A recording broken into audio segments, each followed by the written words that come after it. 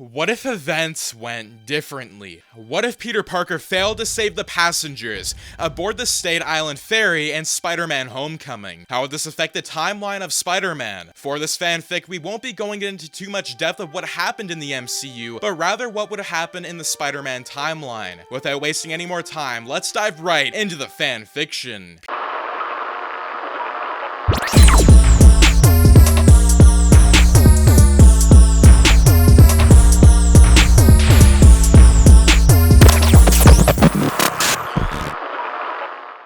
Peter received intel that Adrian Toomes' new buyer, Matt Gargan, was aboard the Staten Island Ferry in New York City. As Spider-Man ambushed them, Toomes managed to escape, and a malfunctioning weapon powered by the Jatari tech was unleashed, tearing the ferry into half. Peter was trying his best to glue together the ferry to prevent it from sinking. However, more water started entering the ferry due to the hole from the malfunctioned weapon. Peter knew that he needed to act fast, otherwise the passengers will die. He tried to use the tech in his suit given to him by Iron Man himself. However, that wasn't enough. Tony didn't arrive in this timeline, and Peter was left to solve his own problem. Tony at the time was busy discussing the next course of action for the Avengers. Eventually, Peter failed to hold the pressure and the ferry crashed. He tried to rescue as many passengers as he could, and the National Guard and Navy team would eventually arrive to save the remaining passengers. The next day, the news appeared saying that Spider-Man was a killer, and that he is responsible for the deaths of nearly 30 passengers who were aboard the Staten Island Ferry. While he managed to save most of them, some of them were either killed from the impact or crushed by the cars on the ferry that were crashing onto them. Peter was ridden with guilt and he wasn't sure what to do. He felt like he tried his best. Matt Gargan also managed to escape, and the FBI was fuming with Spider-Man's actions. If only he had not interfered, none of this would have ever happened. Tony would arrive back at Peter's home and confronted Peter. Tony said that Peter should have stayed away in dealing with high-level criminals as he wasn't ready for that. Peter argued that if he didn't do it, then who would have done it? Tony remained silent and said that Peter should no longer be Spider-Man and he will confiscate his suit. He added that the police are hunting down Spider-Man although he has saved the passengers, but his rash actions has resulted in the death of many innocent people. Tony said that he himself will handle the Vulture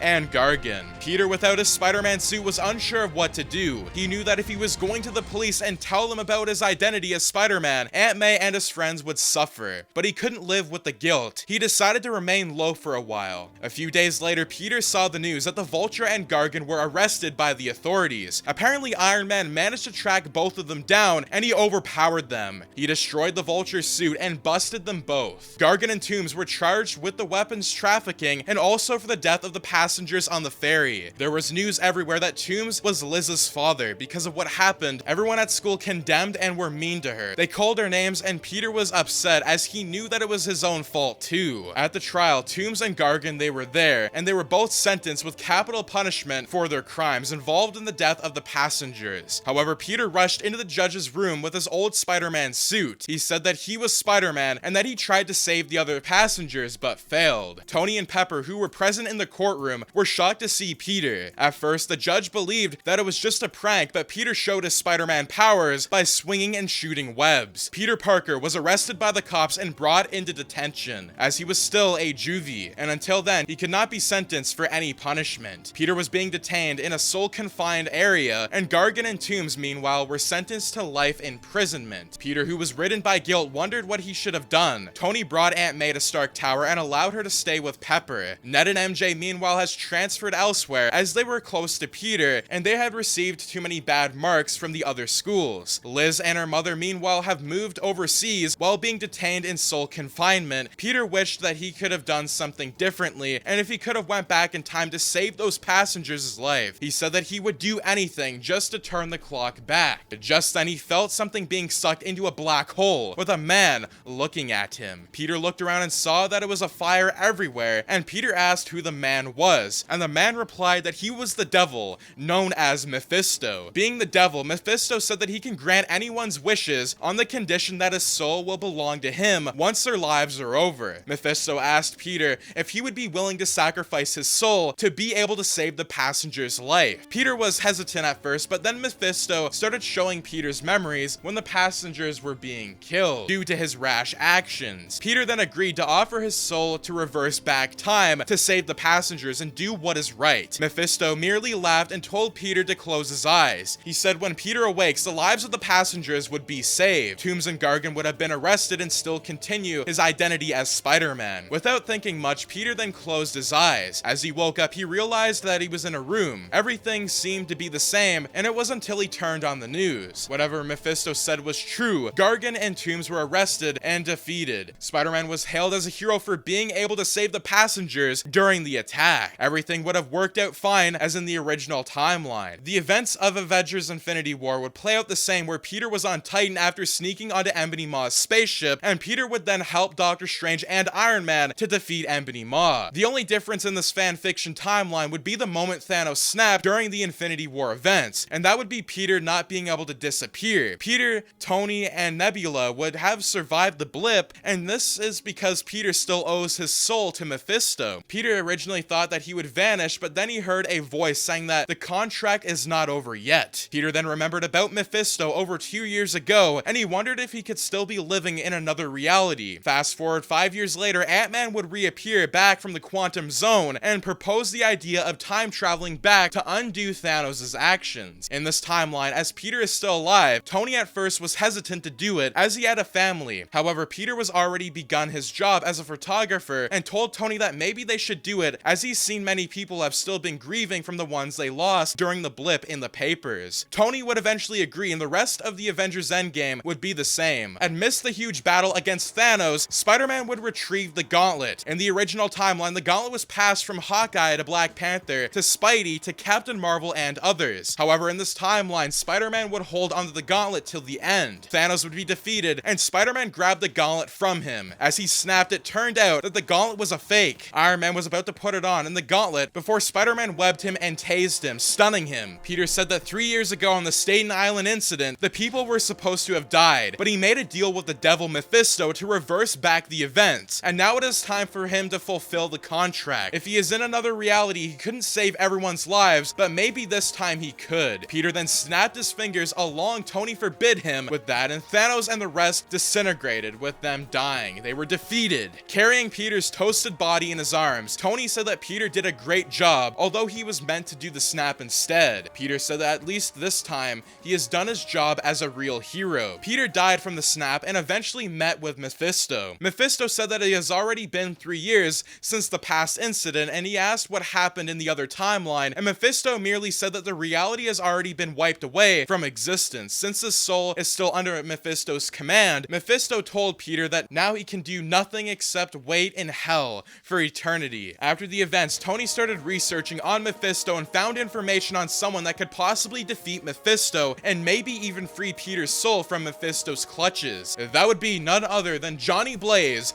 Ghost Rider himself. And that is going to be what if Spider-Man couldn't save the passengers on the Staten Island Ferry in Spider-Man Homecoming. Do you guys think that Mephisto would have reversed time, letting Peter have a second chance? If you guys did enjoy this fan fiction, do make sure to subscribe, like, share, and turn your notifications on so you and your friends are all up to date with the latest content. But anyways, as always guys, thanks for tuning in and have a fantastic day.